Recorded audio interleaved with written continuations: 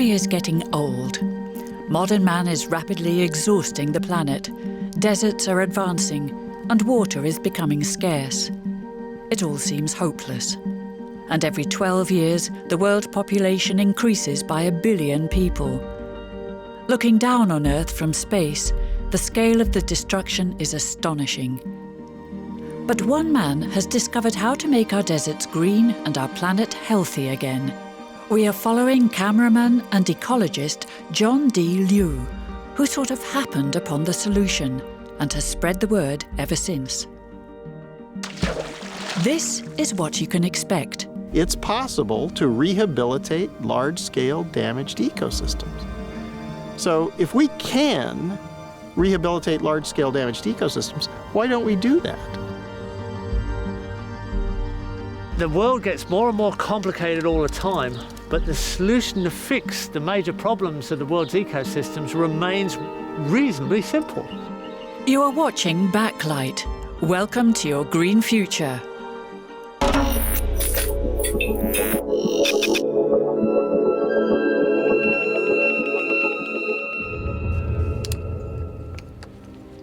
It all started in 1995 when John D. as an ordinary cameraman, got an assignment to film the lush plateau in China. He saw how the local people transformed an area almost the size of the Netherlands from a barren, exhausted desert into a large green oasis. He was baffled. From that moment on, greening deserts became his goal in life.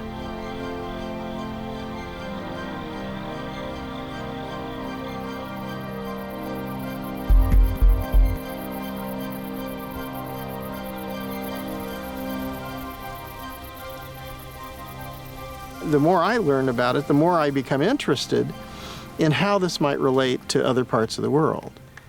And it looks like the history of the Chinese in the Loess Plateau is not simply about the Chinese. It's about what happens when human beings don't understand how ecosystems function. Liu used his camera to record the virtually superhuman efforts of the Chinese.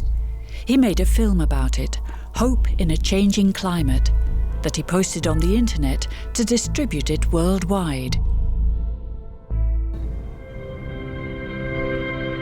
China's Loess Plateau is a region that stretches for 640,000 square kilometers across north-central China.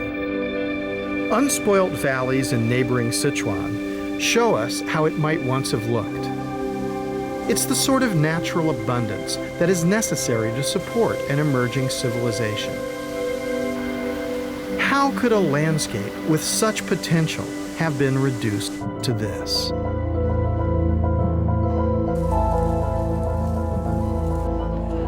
When Chinese scientists and civil engineers began to survey the area, they realized that several thousand years of agricultural exploitation had denuded the hills and valleys of vegetation. The relentless grazing of domestic animals on the slopes meant that there was no chance for young trees and shrubs to grow.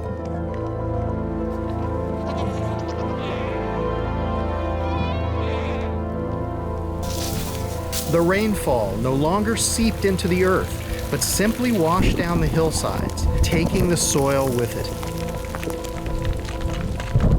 Over millennia, this progressively destroyed the region's fertility.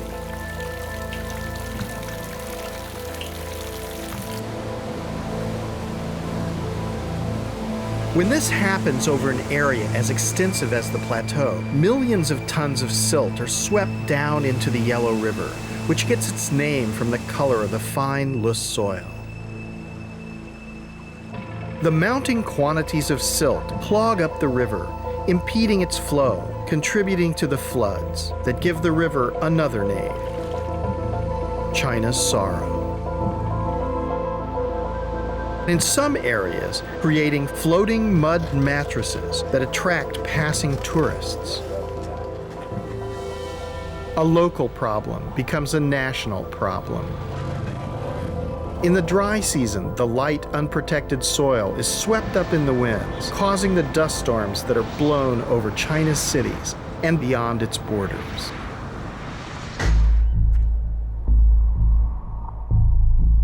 The Chinese have meanwhile solved the problem. The way they have has become John D. Liu's mission.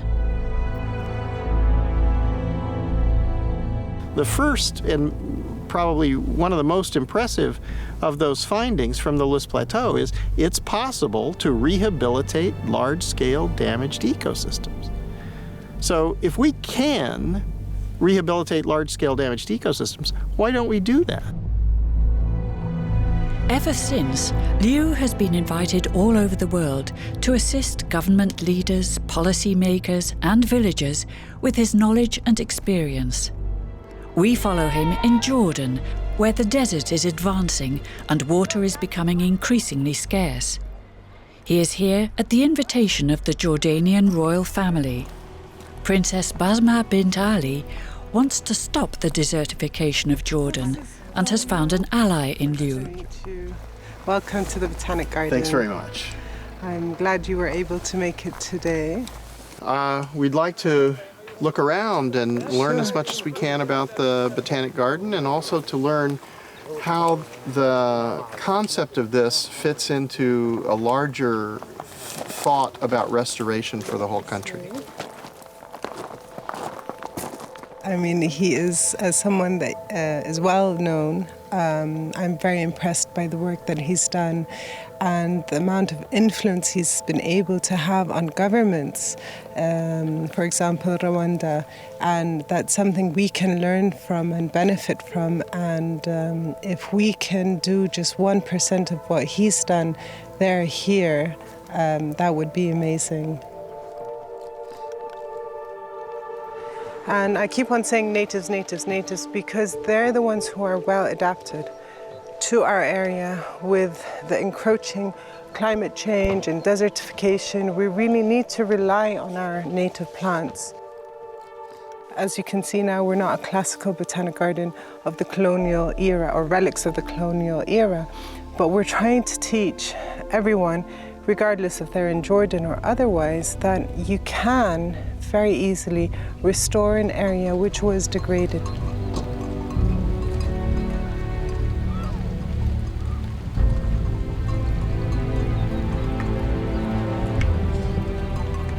Well, this was the land of milk and honey. This was the promised land. These are the places where historically people have done agriculture and done animal husbandry for thousands of years. But the lands are exhausted. They allow hundreds and thousands of sheep and goats to walk across here, and any green thing that sticks up its head is food. And they're just walking around here getting everything. Well, you can't let them do that anymore. They'll have to stop. They've been doing that since thousands of years, and that's what's destroyed this area. So if that doesn't stop, you won't be able to fix this.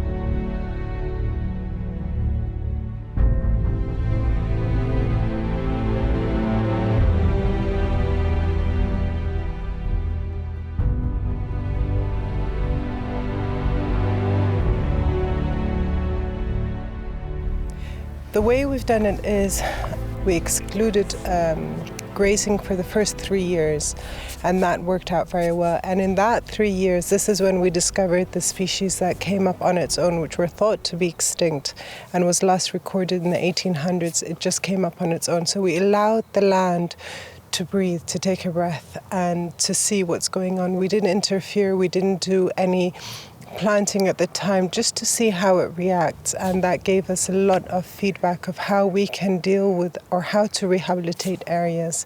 So it was very efficient for us. And as you can see here, it's very overgrazed, it's very barren. This is outside our borders, and then within here you can see the difference.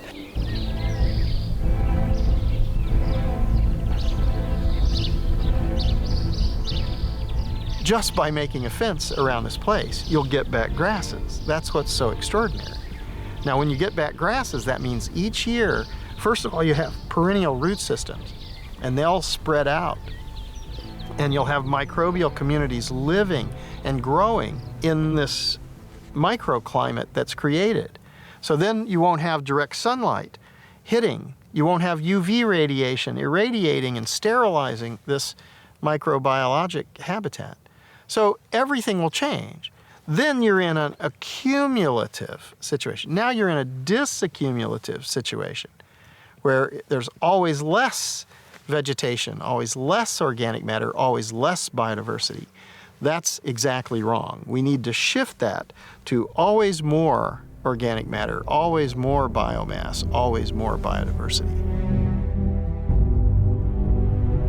I cannot stand and watch our land be degraded and ignorant people abusing it. It's my duty to take a stand to make things better. And I've carved out my world in the environment. Other members of the families have taken on various different topics, but this is my little niche.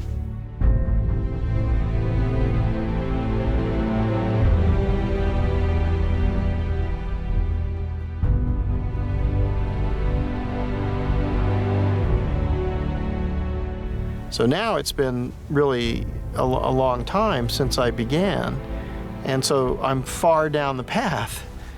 And I think if you go down this path and you start to look and you say, well, that's an interesting phenomenon, you can see the relationship between hydrology and vegetation and biological life. And you realize that, well, actually that's the basis of the air and the natural water system. And it's how the atmosphere and the hydrological cycle were created and how they were constantly renewed. And then you come to places like this, which are massively degraded, and you realize that people aren't thinking about this ecological function. They're ignoring the science that we know about this, and they're believing that what's important is to produce something.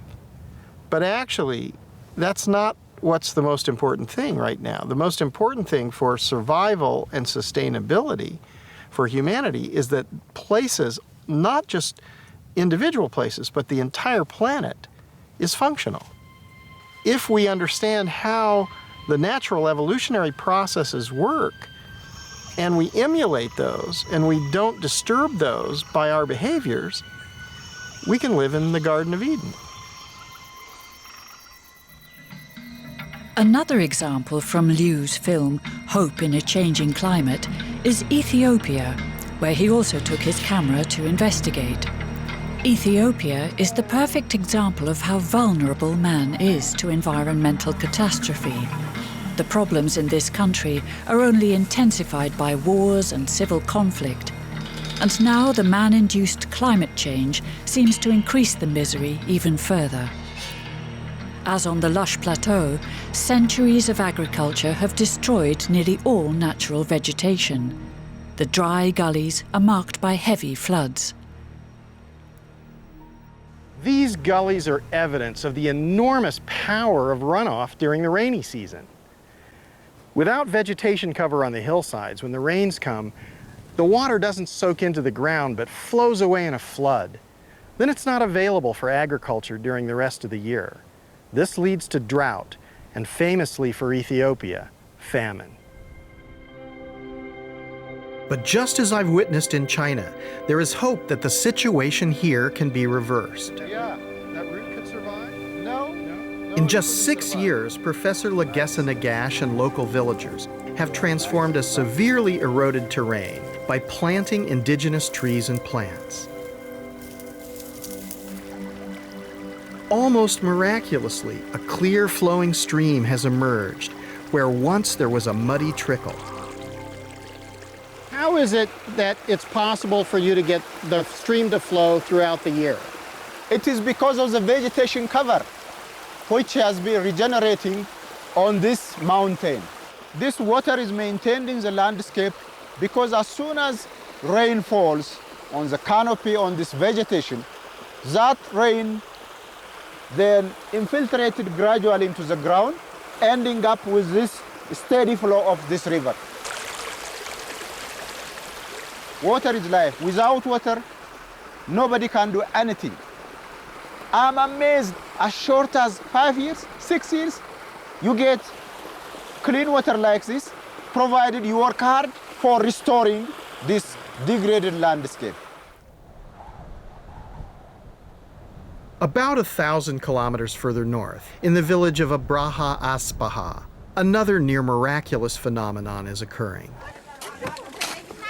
Farmers are finding water at the bottom of their wells, despite the poor rains this year. The famine of 1984 struck the people of this valley very hard.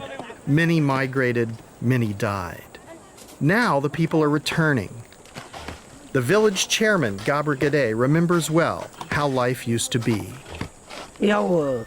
ቅድሚ 10 ዓመት ይኮነ ቅድሚ 5 ዓመት ዝነበረና ጸገም ኢና ክነውቅዕ ቅድሚ 10 ዓመት ብጣዕሚ ዝስቅ ግዛዕ ነይሩ ግን ቅድሚ 5 ዓመት እኳ ይኽለና እዩ ብድርቅን ብፀሓይን ብንፋስን መሬት ተጓሕጉሑ ምስ ትሕፃ ምዃኑ ኣከባቢ ገደል ምዃኑ ተጓሕጉሑ ሓሸወማ ተመሊኡ ጠቕላላ ናብ ሰፈራ ንክኸይድ ሰፈራ ፕሮግራም የተመዝጊቡ ነይሩ ጠቕላላ ህዝቢ ወይ ናብ ሰፈራ ኸይዱ ወይ ድማ ሓደ ለውጥ የምፅእ ተባሂሉ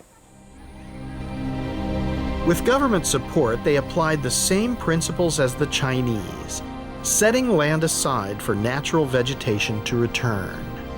In the ravines, they built small dams, which are now fed by underground springs.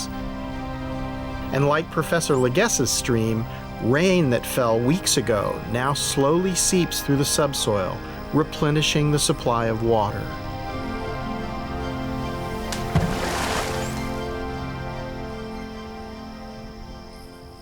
رابعي بوتو تشراشور نبرة ما يدخويني كاب فكرة مريت تقيري همشاي تقلال لا زنبرة تفطرو ناي قدم زنبرة تو ودي زنبرة تفطرو كل عو ولي سراو دعرو او حيز تفلالي تو ودي زنبرة لا بنبرة تمليسي لا بنور ارغو جو اسكاب نور لا على خوينو ازي مسرقه بدما من نور قيرو لا يحس نور راغيتو دوك يمر الله سلام يلو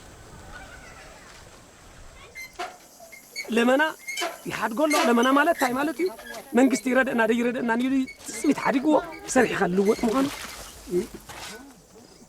عندنا زنور الطوفيوم زنور اراويتو انتو مليسو نبر انت يترفع مالتي The most important issue for Africa, and I consider this Africa's 21st burning issue, is restoration. No matter what we do, we might be good at rocket science, I mean, if we are nuclear science, but the environment, restoring this huge, vast landscape, degraded landscape is critical for Africa, but also for the entire region. Consider Egypt. Look at the Sudan, where 86% of the Nile flows to these countries. How can we support life in Egypt without restoring Ethiopia's mountains? So this is regional, national, and international. Liu's typical working method is to share all his footage and documents with those asking for his advice. In this case, the staff of the Jordanian princess. Well, it's videos, but it's also a lot of documents. There's studies on hydrology and studies on the relationship between soil organic matter and moisture, and the type of strategy documents that governments need to see what they're going to do. So they have to have a strategy that everyone can see. With the Jordanians, he shares the documents on Rwanda, one of Liu's success stories. His proposals there were welcomed by the Paul Kagame administration and yielded stunning results, as we can also see in Liu's film. We had to take a careful look at what had actually been happening that damaged this system, and therefore had to reverse that again with the human action. And this is why it is important to look at how human actions can destroy or can reverse what has been destroyed or even protect our environment. This tiny country is grappling with the problem of a growing population, trying to eke out a living on a finite amount of land. As in China and Ethiopia, over-farming on the hillsides caused serious erosion and a decline in fertility, forcing poor farmers to move into protected areas, such as the Rugazi wetlands, a wildlife site of international importance. When farmers drained this marsh to try to grow more food, they not only damaged an important wetland ecosystem, they also had a significant impact 3 hours' drive away in Kigali, the capital city. The water that pours from the marshlands is a vital source of hydropower for Rwanda's capital. As the wetlands began to dry out, power stations below couldn't generate enough electricity. The Rwandan government rented diesel power generators to make up the shortfall. So government policymakers focused on how to restore the Rugazi wetlands. If people were the problem, they could also be the solution. The government decided to help the farmers leave the wetlands and to restore the degraded slopes above them, improving their croplands and encouraging trees and shrubs to grow back, capturing the rain. The wetlands are now recovering. Great volumes of water once again cascade down to power the hydro stations. Carbon-free electricity is replacing the diesel generators. Electricity prices have stabilized. Restoring and preserving natural ecosystems like the Rugazi wetlands benefits everyone.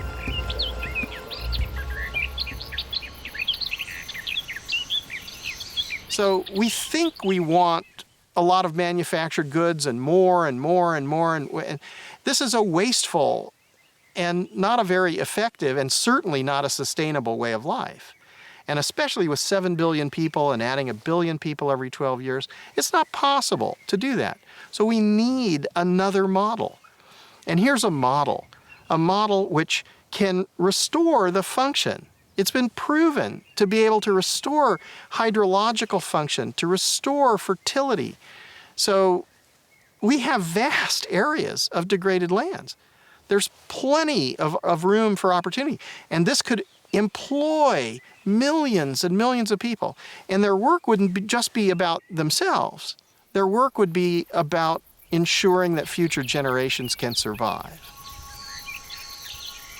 What the Rwandans recognized is that the marshlands are far more valuable as a natural system providing water for energy than as farmland. This principle is the same for the remaining hillsides and ravines. What we're seeing here is very interesting because it's a line between human activity and natural systems. And in the human activity, we've been able to value the productivity from agriculture and give it a monetary value. But in the natural systems, we haven't been able to value the trees, the biodiversity, the water that's absorbed into the biomass and into the soils. And there's another vital service that trees and plants provide: photosynthesis. Vegetation reduces the greenhouse effect by taking carbon dioxide out of the atmosphere. Climate change is better withstood with trees. You know, humans, no matter how intelligent we are, no matter how capable we are with all our technologies, we are helpless in the face of climate change. We have not yet properly understood the miracles performed by trees.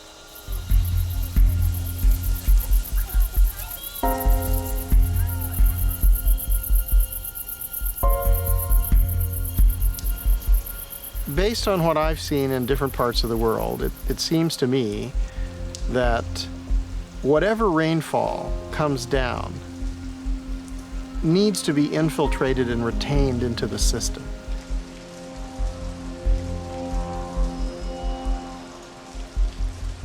If it's lost through runoff or through excessive evaporation rates, then it's going to gradually degrade the system. And if this goes on for hundreds and thousands of years, the ultimate outcome is collapse. Petra in Jordan is one of the 7 wonders of the world. Almost all of the buildings that were once there are now ruins, and the landscape has turned into a desert. Millenniums ago, the builders of Petra used their knowledge of water management to create an oasis, and hence the conditions for Petra's prosperity and growth in those days. This would have been a busy street once. Yeah. Actually full of commerce. Here we are in a situation where the heritage of all that is an attraction and curiosity for people to come and visit. This is where Liu first met the Australian Jeff Lawton. Lawton specialises in rebuilding functional ecosystems from the ground up. Liu immediately recognised his soulmate in him. We're in you'd say, a quite severely degraded landscape. Do you think that over historical time or somewhere back in the past, this had a different look? Oh, most definitely. I think you're looking at a landscape that's more or less bald. It's eroded down almost to the bones of the geology. And this was a landscape full of life, and even top predators. There are still leopards here now in some of these valleys, remnants of top predator habitat that had a whole ecological range of diversity and abundance. So in fact, we're in the land of milk and honey. Potentially we are. That's right, but it doesn't look like it. So what do you think is the potential for areas like this? Oh, there's absolute potential for an abundance, an absolute abundance of life, of water flow, of climate moderation.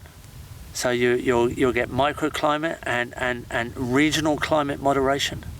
Completely different hydrology. And the interesting thing there is that then you get the potential for well-designed productivity, leading to permanence in human culture.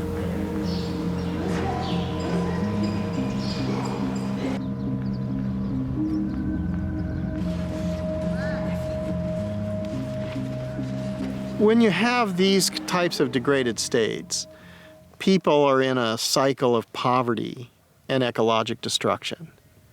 And they just continue to be poor, and they pass this poverty from one generation to the next generation.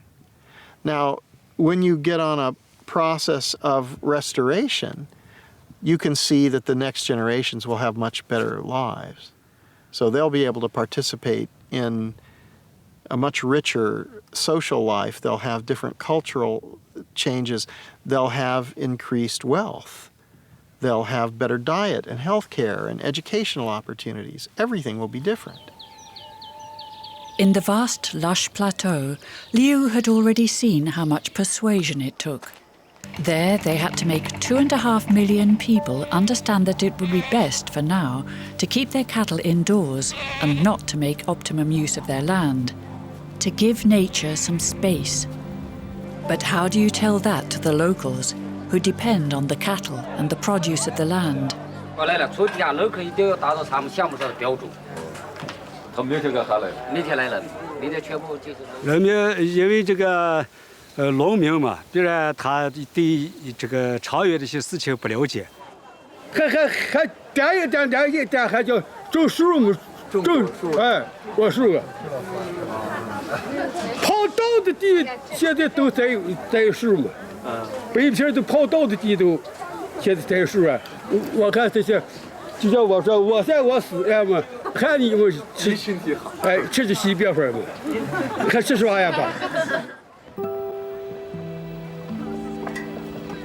What eventually convinced the local people was the assurance that they would have tenure of their land. that they would directly benefit from the effort they invested in the new project. 我们的这个做法就是，这个规划就是山上戴帽子，山腰紧带着，沟底穿靴子。山上戴帽子就是山上全部都种草。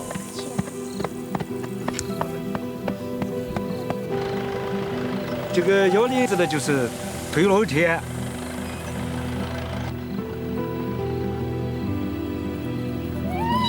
沟底穿靴子就是打靶。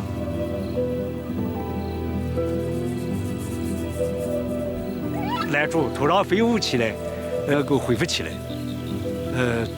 这个经济能够发展，人民能够生活。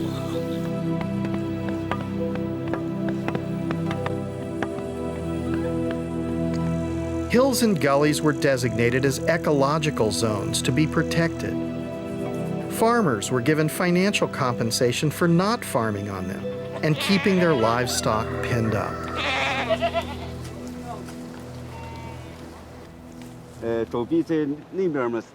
When I first filmed Mr. Ta Fu-Yuan and his colleagues back in 1995, I had no idea this initiative could achieve such dramatic results.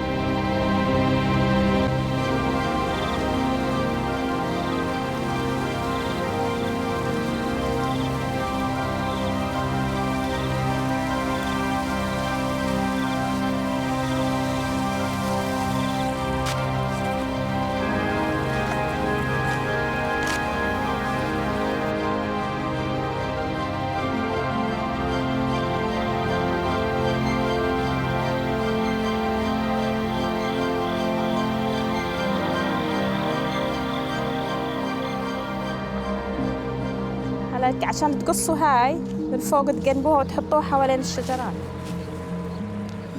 In the middle of the Jordanian desert, Jeff Lawton has created an educational vegetable garden to show the local people how to grow vegetables in the desert.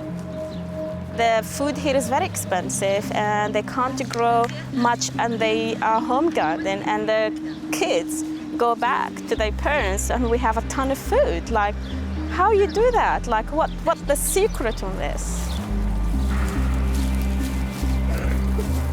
How long does it take to bring back a system to some sort of functionality? I think we're finding surprisingly quick if we apply the best design we can and go straight into earthworks and water harvesting and mass species plan out. Within 3 years, you're starting to see dramatic effects, recharging of the water cycles, rehydration, diversity starts to increase on its own, all kinds of optimistic things happen. And when we're talking Jordan, this is the Middle East. Jericho's just here, 10,000 years of permanent occupation. You can't really have a test case anywhere with a longer human effect on the landscape, let's say.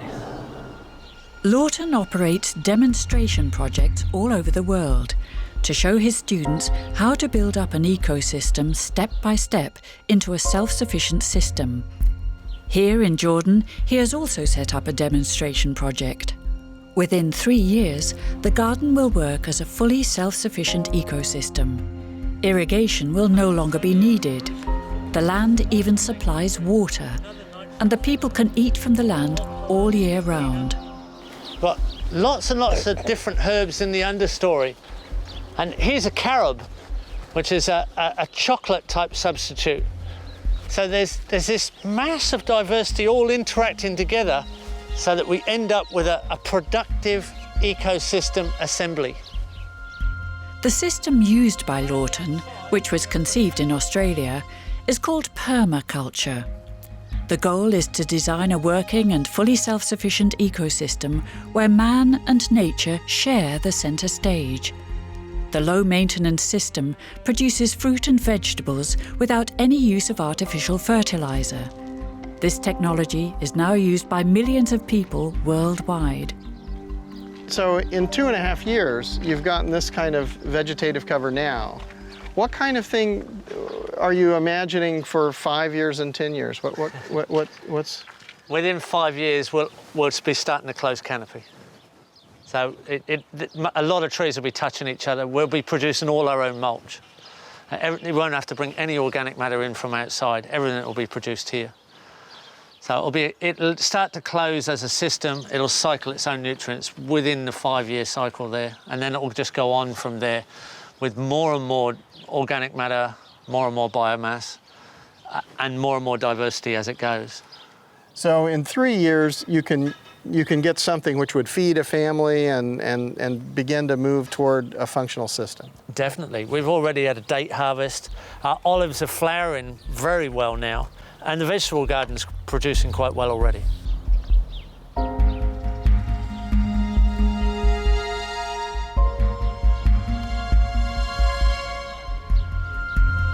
I know they're all bush tomatoes here. There's a decent tomato there. And the compost doesn't actually feed the plants, it feeds the soils. It feeds the soil organisms.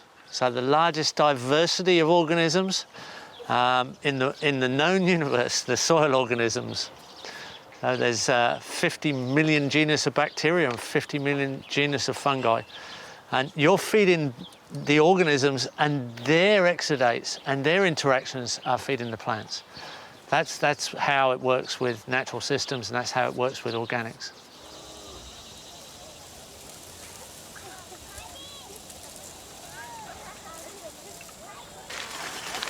A measure of what restoring nature can do has been shown here on China's Lus Plateau, where farmers have continued to prosper despite the worst drought in decades. Since the beginning of the project, the soil that nurtures their crops has been accumulating organic material from plants and animals. This holds the moisture and contains carbon. What's interesting about this is all these root materials, all this other stuff, this is organic material.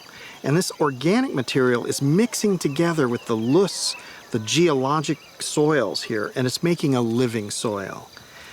This is where the moisture resides. Yesterday it rained and there's still moisture in the soil. This is where the nutrients are recycled so that each generation of life emerges here. And this is where the carbon is. What's interesting about this, they made this field. This is new. So they're helping to sequester carbon. Living soils like this retain on average 3 times more carbon than the foliage above the ground. If we were to restore the vast areas of the planet where we humans have degraded the soils, just think what an impact we would have in taking carbon out of the atmosphere. As much as 1/4 of the world's land mass has been degraded, and much could be rehabilitated in the way we have seen on the Lus Plateau. And we've only just begun to recognize the real value of natural capital. Surely investing in the recovery of damaged environments is a cost-effective way of solving many of the problems we face today. The source of wealth is the functional ecosystems. The products and services that we derive from those are derivatives. It's impossible for the derivatives to be more valuable than the source. And yet, in our economy now, as it stands, the products and services have monetary values. But the source, the functional ecosystems, are zero. So this cannot be true. It's false. So we've created a global institution of economic institutions, an economic theory based on a flaw in logic. So if we carry that flaw in logic from generation to generation, we compound the mistake. On the lush plateau, they have understood the message. The lives of 20 million people across China have been directly improved by applying the lessons of the lush plateau. The changes are not simply on the hillsides. On the plains, you can see greenhouses that are filled with vegetables. This extends the growing season. It's very high value produce. The abundance and variety of new produce can be seen in the local markets. Follow-up studies have shown that incomes have risen threefold.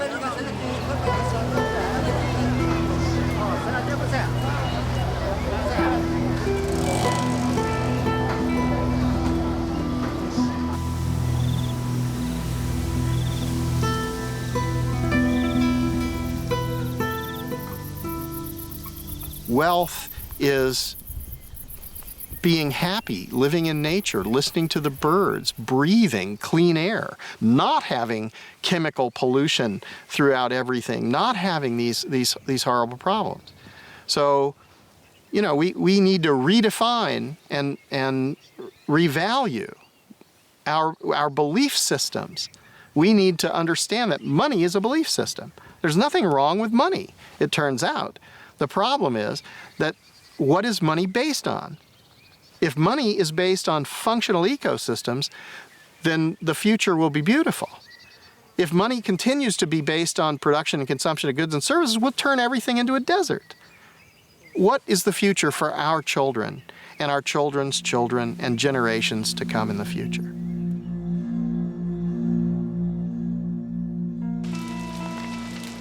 Liu also did research in Bolivia, where biomass is burnt to make room for agriculture. Here in the foothills of the Andes, slash and burn agriculture is taking place today. The people who are doing this think that they are getting some short-term economic gain, but what's the loss to biodiversity, biomass, soil fertility, and hydrological function? Biomass in a functional ecosystem has economic value. Why destroy it when you can also use it to restore landscapes elsewhere?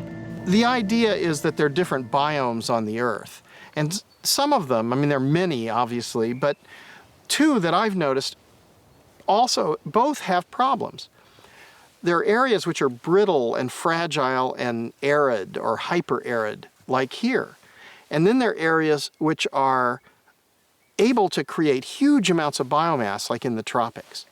So what about linking these two areas together?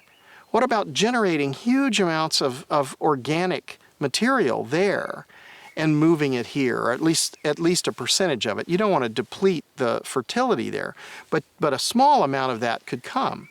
If that came here, you'd create an industry there, instead of them using slash and burn agriculture to grow crops which they can't even feed themselves and destroy what is the most valuable thing about their system. They would have money and a job. And then here you'd have another industry to do restoration. So this would create two huge industries, employ untold numbers of people, and put us on a pathway towards sustainability that's constantly sequestering carbon, infiltrating more and more rainfall, giving us food security in places that are now experiencing famine. It's extraordinary.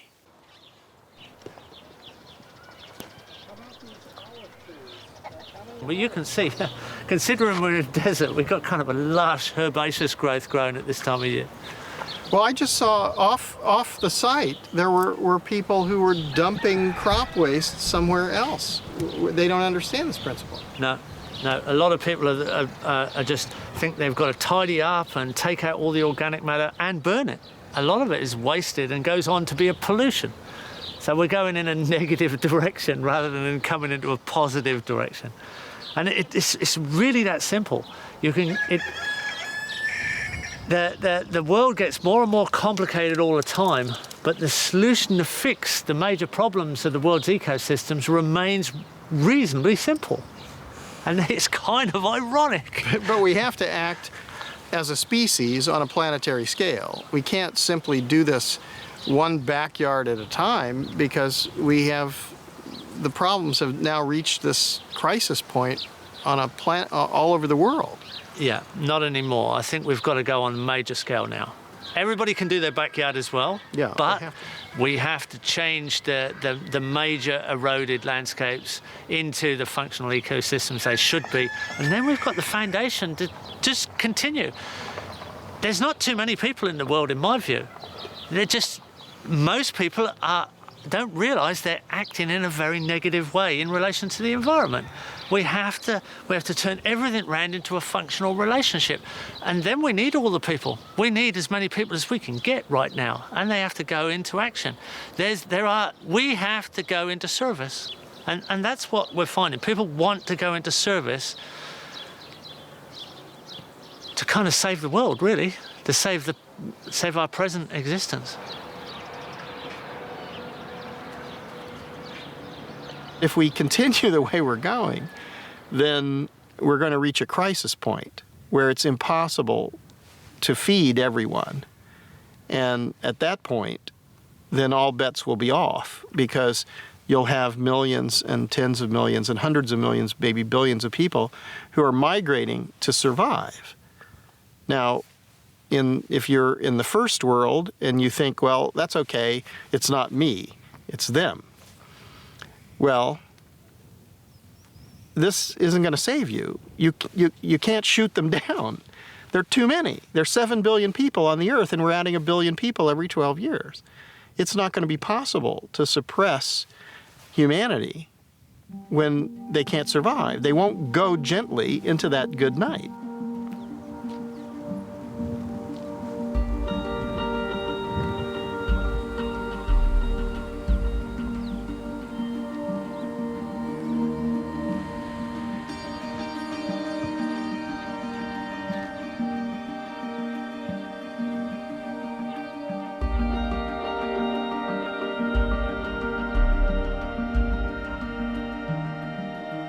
Meer weten? Stel uw vragen in een live videochat met John D. Liu.